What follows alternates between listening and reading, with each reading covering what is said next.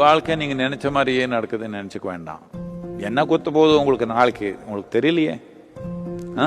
எதே வந்தாலும் வெற்றிகரமாக வாழ்க்கை நடக்கணும்னா நம்ம உயிர் சக்தின்றதுல நம்ம ஒரு பரிமாற்றம் கொண்டு வரணும்.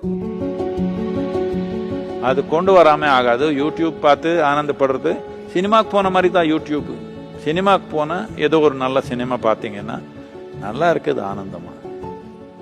எவ்வளோ நாள் இருக்குது அது அந்த ஆனந்தம்? வீட்டுக்கு போகிறதுக்குள்ளே போயிடுச்சு நிறைய பேருக்கு.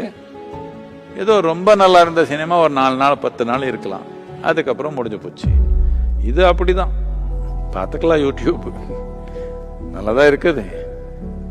ஆனால் ஆன்மீகம்ன்றது பொழுதுபோக்கா பண்ணிக்க வேண்டாம்.